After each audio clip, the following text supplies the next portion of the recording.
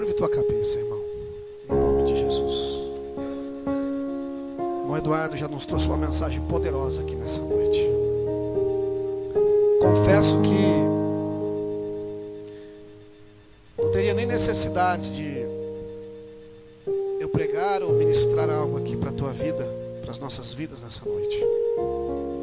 Deus já falou fortemente conosco. Mas eu quero fazer uso ainda da palavra e trazer uma reflexão que Deus colocou em meu coração nesses dias para a vida da igreja. E creio que o que iremos ministrar nesse tempo curto, não vou tomar muito tempo porque temos que ministrar a ceia do Senhor, será um complemento daquilo que Deus já vem tratando com a igreja. Deus está tratando conosco, irmão. É uma noite de conserto, é noite de restauração, é uma noite de renovo. E é isso que Deus está trazendo, ministrando sobre as nossas vidas. Cubre tua cabeça.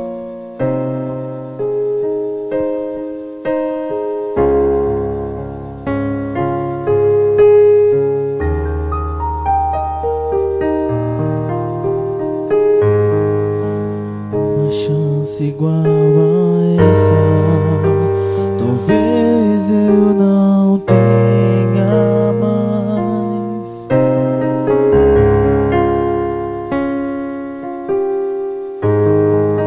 Quero estar em tua presença, nem que seja a última vez.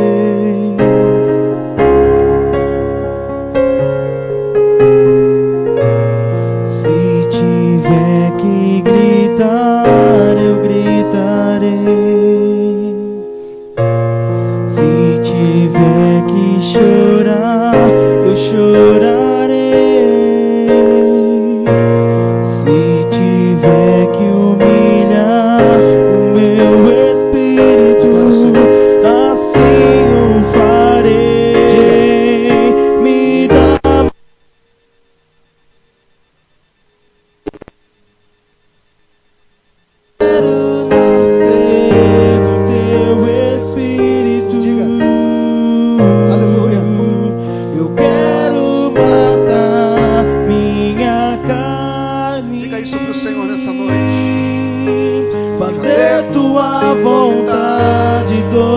Espírito, que a minha vida seja a tua vida, Jesus. Cante, declare. Quero nascer do teu Espírito. Confessa ao Senhor. Quero matar minha carne. Oh, aleluia. Fazer tua vontade, doce Espírito, está aqui. Que a minha vida seja a tua vida, que a minha vida seja a tua vida, Jesus. Vamos cantar mais uma vez, só igreja, só igreja. Puxa aí, Robin. Eu quero que a igreja cante nessa noite, declarando, orando ao Senhor. Eu quero toda igreja, diga. Teu Espírito. Isso.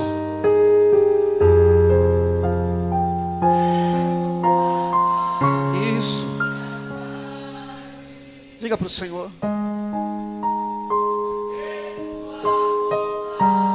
Oh, aleluia.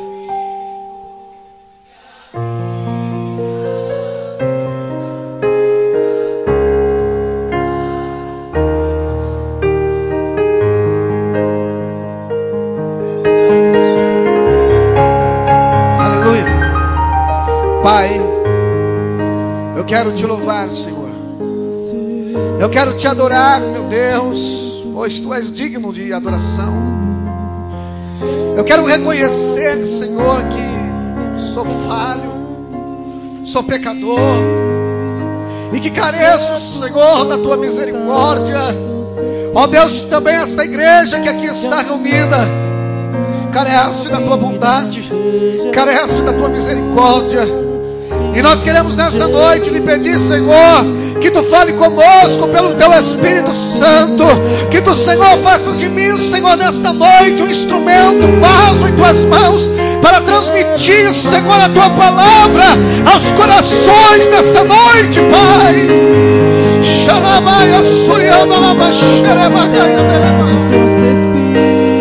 Ó doce Espírito, ó doce Espírito, seja a tua vida, que a minha vida seja a tua vida, que a minha vida seja a tua vida, Jesus. Aleluia. Glória a Deus. Jesus está aqui, amém? Abra comigo lá no Evangelho de Marcos, capítulo 1, a partir do verso de número 14.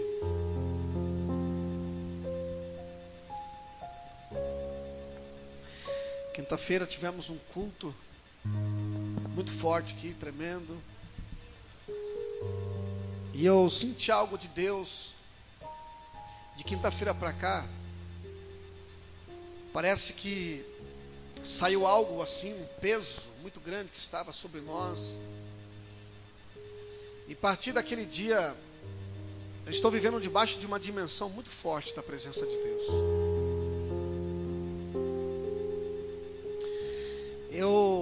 As semanas anteriores, eu levantava de madrugada, e o Espírito de Deus falava ao meu coração. Só que parecia que as coisas estavam um pouco meio que emperradas. E eu falava: Deus, que negócio é esse? Que sentimento é esse? Que situação é essa? E eu entendi que o Espírito de Deus estava requerendo algo da minha parte. O irmão Eduardo ministrou algo aqui muito forte. Existem momentos na nossa vida que é necessário tomarmos uma decisão. E é a partir dessa decisão que o Senhor passa a fazer aquilo que anseia a nossa alma, aquilo que anseia o nosso coração. E às vezes queremos algo da parte do Senhor, queremos que Deus faça algo em nossas vidas, só que Deus precisa em nós que nós tomemos uma decisão de vida. E eu falei: Deus, eu vou tomar uma decisão na minha vida em relação a algumas coisas espirituais que precisam ser tomadas. Porque por mais que nós estejamos na igreja, ministrando sempre, orando, buscando a Deus, nem sempre as coisas estão da forma que deveria estar com Deus. Uma coisa que eu reconheço em mim é que eu não mereço estar nesse altar. Eu não mereço. E mesmo que eu tivesse sentado aqui para ouvir ou para ser ministrado, eu também compreenderia que eu não mereço estar aqui.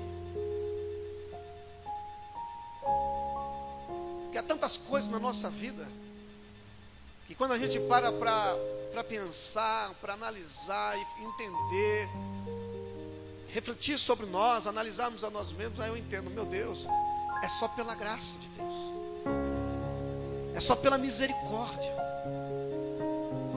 Porque se dependesse de mim, como homem eu estou falando, talvez eu não estaria aqui hoje. Mas eu sei que não depende de mim, depende dele. Sabe por que você está aqui hoje? Porque não dependeu de você, mas dependeu dele. E quando a gente passa a entender que nós dependemos dele, aleluia, é ele que nos guarda no presente. E a gente olha para o passado, por mais negro e escuro e difícil que foi, aí você entende: mas como que eu cheguei até aqui? Sabe por que você chegou até aqui? Por causa dele. E sabe por que você vai avançar? Sabe por que você vai chegar onde ele quer que você chegue? É por causa dele. Quem achou? Marcos capítulo 1, verso 14 diz assim: E depois que João foi entregue à prisão, veio Jesus para a Galileia pregando o evangelho do reino de Deus e dizendo: o tempo está cumprido e o reino de Deus está próximo. Arrependei-vos e crede no evangelho. E andando junto ao mar da Galileia, viu Simão e André, seu irmão, que lançavam a rede ao mar, pois eram pescadores. E Jesus lhe disse: vinde após mim, e eu farei que sejais pescadores de homens. E deixando logo as suas redes, o seguiram. E passando dali um pouco mais adiante, diga assim, um pouco mais adiante. Amém. Viu Tiago, filho de Zebedeu, e João, seu irmão, que estavam no barco, consertando as redes. E logo os chamou, e eles, deixando o seu pai, Zebedeu, no barco com os empregados, foram após ele. Amados, eu estive esses dias refletindo sobre esta palavra, meditando nesse texto, e alguns aspectos desses textos me chamou a atenção. Quando eu passei a meditar, Deus começou a falar muito forte, comecei a compreender algumas coisas que acontecem conosco. O Espírito Santo começou a falar, a ministrar algo no meu coração. E eu pude perceber nesse texto, a respeito, falando literalmente, desse capítulo, desses versos, que Pedro e André, Tiago e João, eles vivenciaram uma experiência muito forte e profunda na vida deles naquele momento. Eu percebi que quando Jesus inicia o seu ministério, diz os primeiros textos que João havia sido preso. E Jesus, quando ouviu que João Batista tinha sido preso, ele passou a pregar o evangelho do reino. Ele começou a pregar a palavra do Senhor, e ali diz a Bíblia que ele pregava desta forma: arrependei-vos, pois é chegado o reino de Deus. E eu entendo, irmãos, que quando Jesus ele anuncia esses dois princípios, primeiro, arrependimento, e o segundo, é chegado a nós o reino de Deus, Jesus queria nos trazer aos nossos corações algo muito importante para as nossas vidas. O que é o reino de Deus? O que nós podemos entender do reino de Deus? Há um privilégio muito grande quando nós somos admitidos ao reino. E existe um viés espiritual que faz com que façamos parte desse reino. É aquilo que Jesus começa anunciando: arrependei-vos e crede no evangelho. O que é o evangelho, meu irmão? Evangelho é loucura. Evangelho é coisa de doido. Evangelho é algo que Deus trouxe ao homem através de Jesus Cristo, que é um absurdo entender. É um absurdo. O que é o evangelho? É falar de um homem que se diz filho de Deus, que veio a este mundo para morrer numa cruz, para salvar os homens dos seus pecados. É aquilo que João diz no capítulo 3, verso 16, que Jesus amou o mundo de tal maneira que que Ele deu o seu Filho unigênito. Deus amou de tal maneira. Essa palavra tal é aquilo que é imedido, é aquilo que não se pode contar. Tamanho é o amor de Deus para com as nossas vidas. E quando eu digo que o Evangelho é loucura, eu estou dizendo uma fala de cura. Porque Jesus, irmão, é o santo, verdadeiro santo, que ama todo tipo de pessoa que ninguém quer amar. Jesus ama a prostituta, Jesus ama o traficante, Jesus ama o alcoólatra, Jesus ama o viciado, Jesus ama o ladrão, o bandido, coisa que a gente não quer nem chegar perto muitas das vezes, falando humanamente.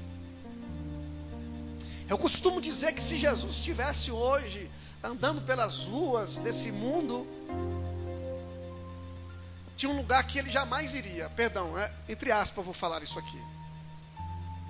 Esse lugar seria a igreja. Ele está aqui espiritualmente, está sim. Mas Jesus não ficaria preocupado tanto quanto estão aqui dentro. Se Jesus estivesse andando por aí, sabe onde ele estaria? Ele estaria lá nas ruas de Campinas, debaixo das marquises, sentado junto com o mendigo, conversando com ele, dizendo para ele: olha, o reino de Deus é para você. Jesus talvez estaria andando nas ruas, entre aqueles lugares onde as prostitutas ficam ali, se vendendo o seu corpo, e Jesus estaria ali dizendo para ela: olha, eu tenho uma obra na sua vida, eu posso mudar a sua história.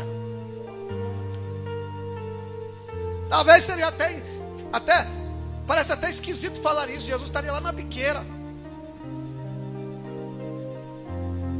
sentado, conversando com aqueles que estão ali comprando drogas, e dizendo para eles: eu posso mudar a sua vida.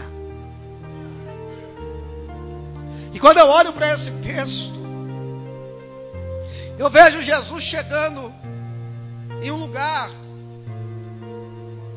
que havia homens simples, que a sociedade da época não dava nada. E Jesus precisava de homens para estarem ao seu lado, para cumprir o seu ministério juntamente com ele. E algo que havia em comum aqueles homens, como Pedro, Tiago, João e André, algo que eles tinham em comum, que eles eram pescadores. E quando Jesus chega ali no mar da Galileia e passa a andar, que ele contempla primeiramente Pedro e André, diz a Bíblia que eles estavam lançando as redes ao mar. Mas interessante é notarmos que o capítulo 5 de Lucas, quando se entrelaça aos textos, ele já fala de forma diferente. Esse mesmo texto diz que Jesus chega ali no mar da Galileia e Pedro e João estão agora lavando as redes. Entenda que Marcos só faz uma síntese, uma sinopse deste fato, e ele não entra com profundidade e com detalhes, assim como Lucas entra. E diz que quando Jesus chega ali, Pedro e André estão tristes, porque eles estão lavando a rede. E Jesus pergunta para eles: eu posso usar o barco de vocês, porque eu preciso pregar para esta multidão? E Pedro empresta o barco para Jesus. Jesus afasta-se um pouco da margem e passa a pregar o evangelho para a multidão que está ali. E Pedro e André estão só prestando atenção nas palavras que Jesus está pregando. E talvez na mente e no coração deles, eles estão imaginando, eles estão pensando: que palavras são essas? Que sabedoria é essa? Quem é este homem que fala tais coisas, que chega do nada e começa a dizer coisas que está aquecendo a minha alma e meu coração? E Pedro havia emprestado o barco para Jesus, estava triste, o coração começa a se alegrar.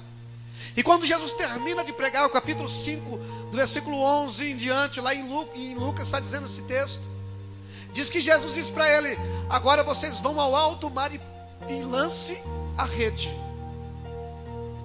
E eles disseram: Jesus, mas a gente pescamos a noite inteira e não pegamos nada. E Jesus disse: pode ir aonde as águas são mais profundas. E quando aqueles homens lançaram as redes, diz a Bíblia que eles pegaram tanto peixe, mas tanto peixe, que as redes começaram a querer se rasgar. E eles deram sinais aos seus amigos que vieram, aos outros barcos, para poder ajudar a carregar aqueles peixes, porque eram muitos peixes. Sabe o que eu entendo aqui, meu irmão?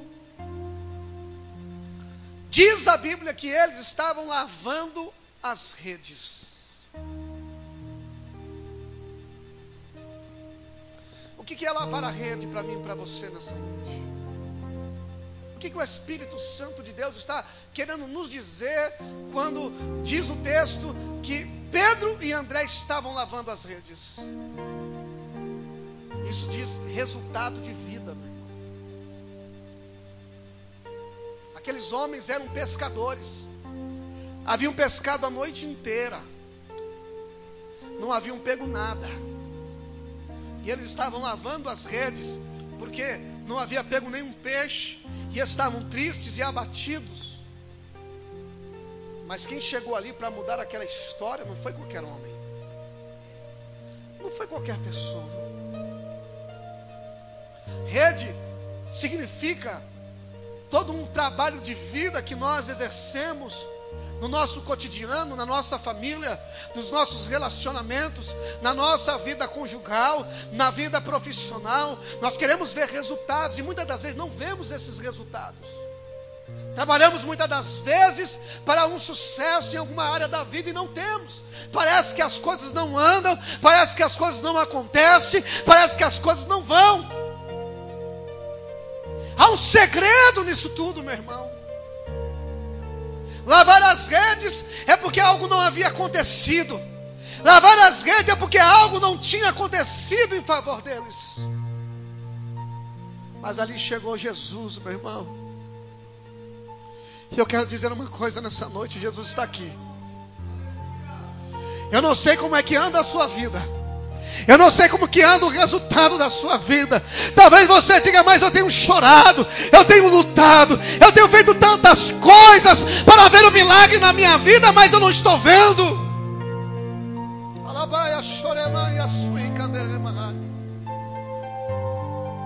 Só que nessa noite Jesus está entrando no teu barco.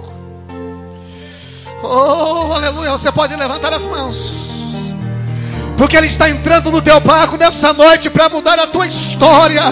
Aleluia. Ainda que você tenha feito e não tenha havido resultado em nenhuma área, mas eu quero dizer, debaixo da palavra daquele que mandou você fazer, a tua história, a tua vida, a tua família, os teus resultados serão diferentes a partir de hoje. Adore ao Senhor. E não fica por aí não, meu irmão. Aqueles homens foram, obedecendo a palavra, pescaram tantos peixes, ficaram felizes. Que eles tiveram que dividir a carga com os outros. E Jesus falou assim: não é só isso que eu tenho para a vida de vocês. A partir de hoje vocês não vão ser só pescadores de peixe, não. Eu tenho uma história nova. Eu tenho um rumo novo. Eu tenho um novo tempo. Vocês a partir de hoje serão pescadores de homens. Hoje vocês a partir de hoje vocês vão andar do meu lado. Vocês vão ver os sinais que eu vou fazer. Vocês vão ver as palavras que eu vou pregar. Aleluia. Eu vou preparar vocês para cumprir tudo aquilo que o meu Pai enviou a fazer nessa terra. Você tem um chamado de Deus, meu irmão. E às vezes você não entende porque algumas coisas estão errado.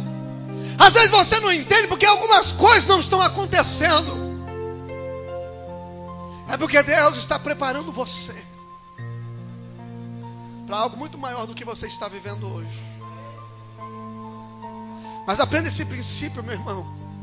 Não deixe que o medo lhe impeça de você viver aquilo que é novo para a tua vida. Eles estavam lavando a rede.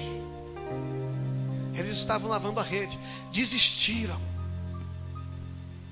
Há pessoas aqui nessa noite que já desistiram de muitas coisas. Eu já tentei tantas vezes, já dei tantas chances,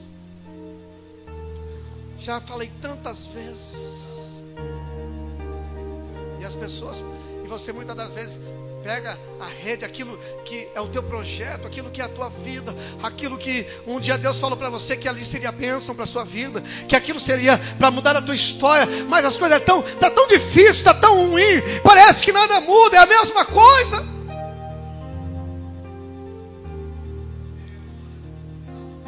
Aí você diz, parece que Deus não está me vendo, não está nem aí para mim, para a minha dor, para a minha tristeza. Parece que Deus não está vendo o que eu estou vivendo. Você se engana, porque Ele não só como Ele está vendo você viver, como Ele está vivendo junto com você essa dor, essa tristeza. Oh Deus, Ele está aqui nessa noite, meu irmão. Ele vai mudar a tua história. Ele vai entrar lá na tua casa, porque Ele é Deus. Ele vai entrar lá nos teus sentimentos. Ele vai mover, Ele vai mexer, Ele vai trabalhar. Oh Espírito de Deus, diga assim para o teu irmão nessa noite: o resultado vai ser muito grande.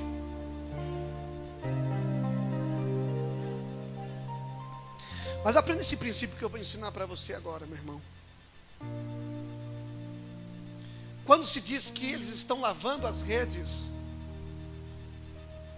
muitas das vezes nós temos que passar pelo processo de que algumas coisas em nós precisam ser realmente lavadas.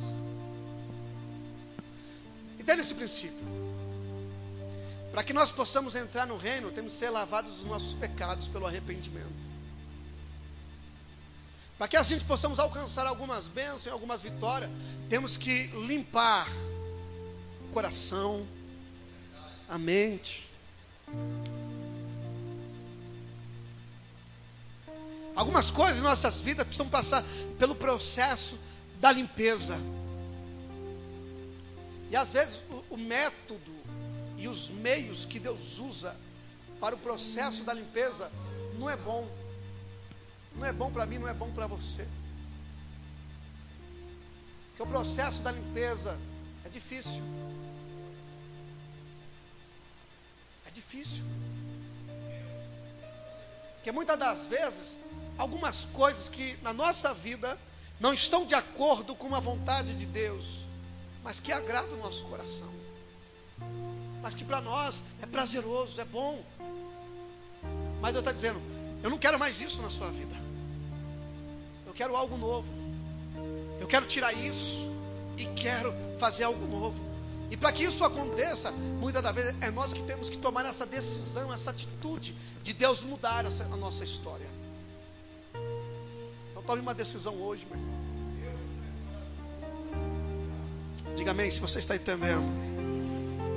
Deixa eu adiantar aqui, que senão as horas não nos deixam. E Jesus percorre mais adiante. Aqueles homens foram muito abençoados, Pedro e André.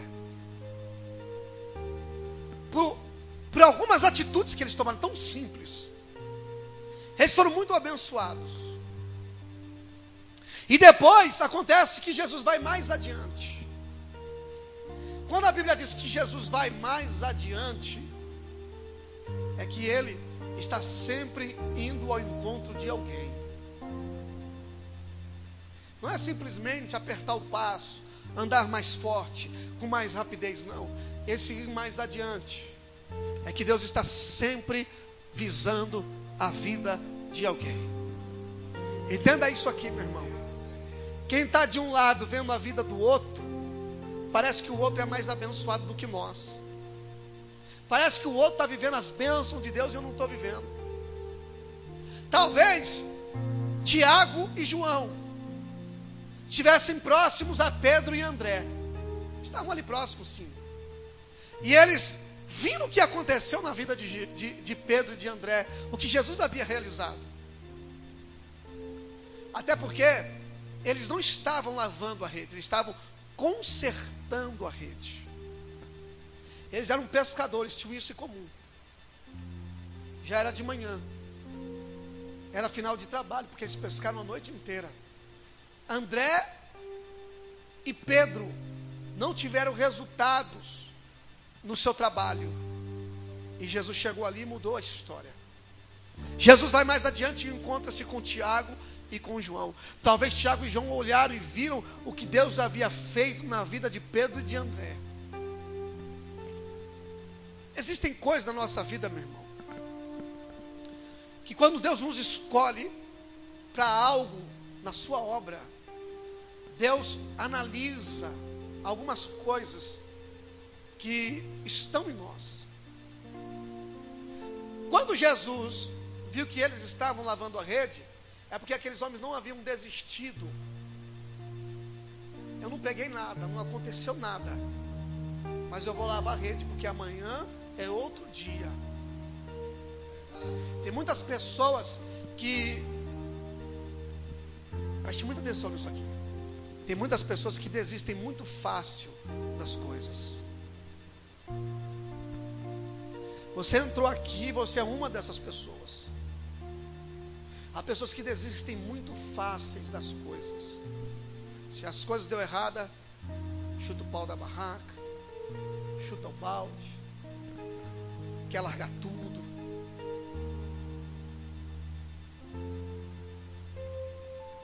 Mas se você dá lugar para Jesus no seu barco, a tua história muda. E aqueles homens não haviam desistido. Deus viu isso neles. Sabe por que você está aqui nessa noite? Porque você não desistiu. E Tiago e João estão consertando a rede. Sabe por que eles não estão lavando, eles estão consertando? É porque eles haviam trabalhado e tiveram um bom resultado. Eles pescaram peixes. Só que o ambiente de vida de Tiago e João é diferente de Pedro e de André. Olha só, ali só estava Pedro e André pescando. Agora ali já é uma empresa, olhando em certo sentido, na linguagem de hoje. Porque estava o pai, estava os empregados, e estava ali Tiago e João consertando as redes. Eles tiveram um resultado muito bom na pesca deles. Eles haviam adquirido, eles haviam conquistado. E tanto é que havia empregados, não era só eles pescadores. O objetivo de vida deles havia sido alcançado. Eles estavam bem. Ao contrário de Pedro e de André, eles estavam muito bem. Eu não sei qual é a condição de vida sua. Eu não sei que situação, mas o que é estar bem para você, meu irmão? O que é estar bem para você?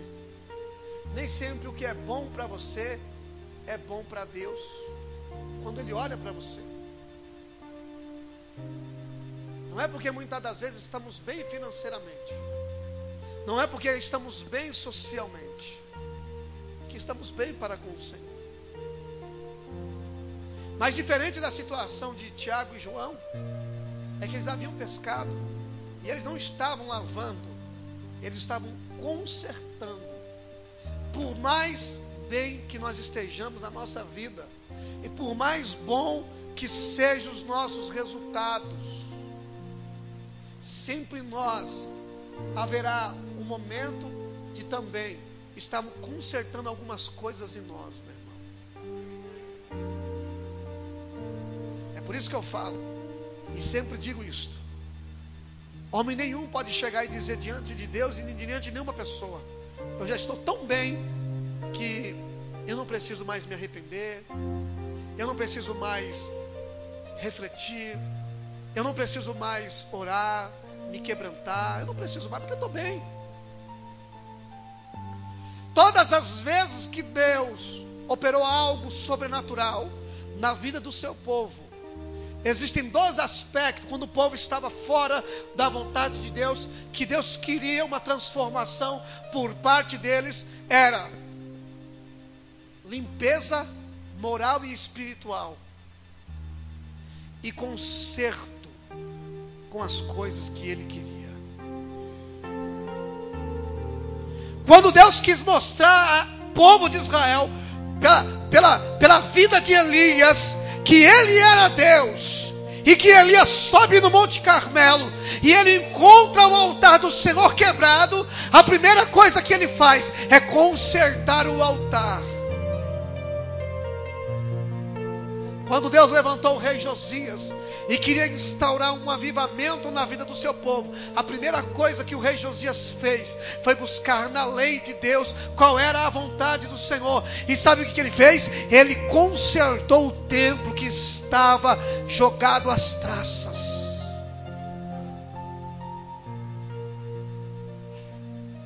Se você está entendendo, diga amém nessa noite, meu irmão.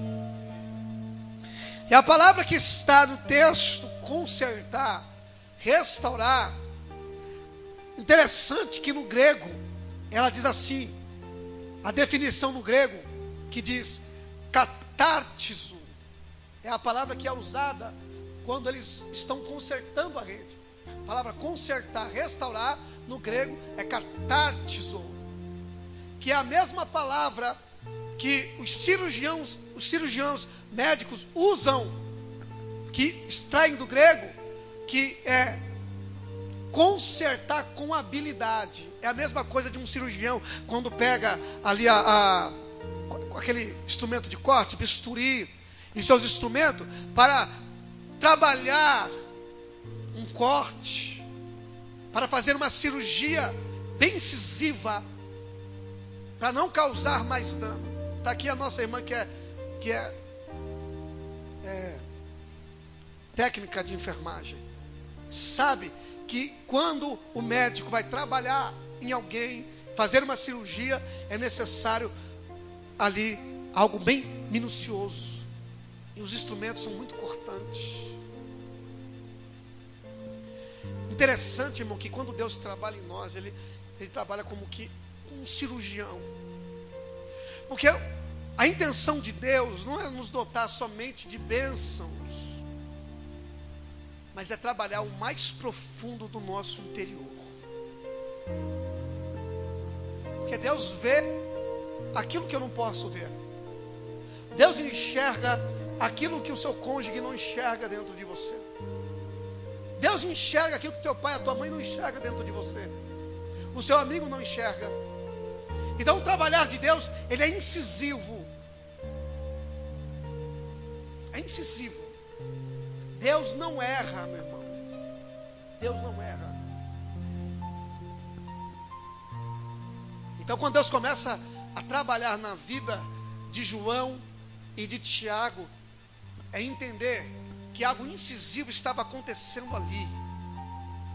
Não só no coração e na alma, mas em todo o ser deles. Aprenda isso, meu irmão. Deixa Deus mexer dentro de você. Deixa Deus trabalhar dentro de você. Deixa o Espírito Santo ter a liberdade que Ele quer ter no teu coração. Muitas das vezes nós impedimos de Deus trabalhar.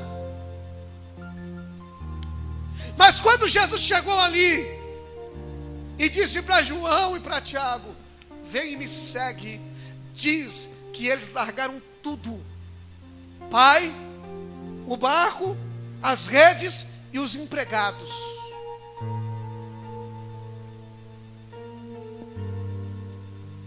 Existem coisas na nossa vida, meu irmão, que é como foi pregado aqui, nós temos que tomar a cruz todos os dias e ir após Ele. Segui-lo, buscá-lo, viver Jesus. O que é viver Jesus? É que Ele seja entronizado em mim e em você. É que você possa dizer: não vivo mais eu, mas Cristo vive em mim.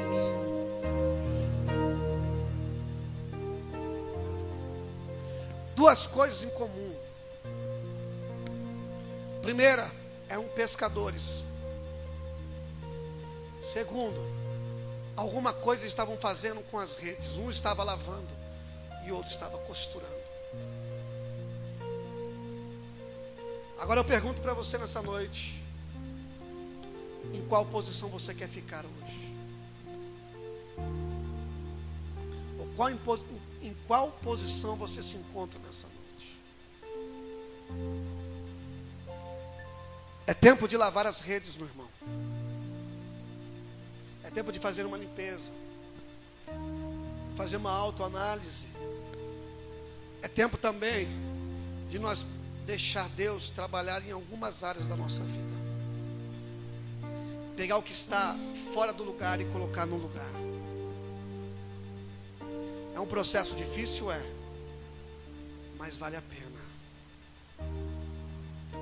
Diga assim comigo: o processo é difícil, mas vale a pena. Porque, irmão, o que conta muitas das vezes não é o processo, é o resultado. O que eu estou falando aqui nessa noite para a tua vida, pelo Espírito Santo de Deus, é o resultado que Deus quer proporcionar na sua vida. Diga assim comigo: o resultado é fora do comum. Porque Deus não tem coisa pequena para a tua vida não, viu, meu irmão? Jesus ensina um princípio muito grande, tremendo para as nossas vidas. Capítulo 1, 2, 3 diz que Jesus, no capítulo, em Marcos ainda, Jesus começou a trabalhar na vida de alguém, de um leproso, de um paralítico. E sabe como termina o capítulo 2 ou 3, se não me falha a memória? É que ele diz: não se deita ou não se costura pano velho em roupa nova. Não se deita vinho novo em odres velhos. Quando Jesus chega na vida, na história de Pedro, Tiago, João e André, é que Deus queria tirar eles de algo que era velho e transportá-los para algo que era novo. Esse dia eu ouvi algo muito interessante, meu irmão. Algo muito interessante que eu quero compartilhar com você. Jesus, quando tirou o povo do Egito, diga assim: o povo do Egito, tirou o povo do Egito, tirou da vida velha. Deus levou eles pelo caminho mais difícil. Havia caminhos que eram mais fáceis para atravessar, mas Deus falou assim: eu não vou levar pelos caminhos mais fáceis, porque lá na frente eles vão voltar para trás. Deus levou eles pelo caminho mais difícil. Agora, quando eles chegam diante do mar, que caminho é esse, meu irmão? Que caminho é esse? Como é que Deus nos traz por um caminho que Ele diz que Ele vai nos trazer, nos levar para a terra prometida, se tem um mar à frente? Presta atenção que eu vou falar para você aqui, meu irmão. Quando Deus quer abençoar a vida de alguém, Ele faz caminho no meio do mar. Caminho que ninguém nunca havia andado, caminho novo. Ninguém nunca andou por aquele caminho. Jesus falou assim: vocês vão andar por esse caminho novo hoje. Mas eles não tinham que ter medo. Quando Jesus morreu na cruz, sabe o que aconteceu? Ele também abriu um novo caminho, consagrado pelo seu sangue. Hebreus diz que um novo e vivo caminho, consagrado pelo sangue do sumo sacerdote. Quando Jesus abriu o caminho, o véu se rasgou de alto a baixo. É um caminho aberto para a tua vida, meu irmão. Deus está abrindo um caminho novo. Pedro, Tiago e João vivenciaram algo novo. Deus tem algo novo para a tua vida a partir de hoje. Se coloque de pé em nome de Jesus.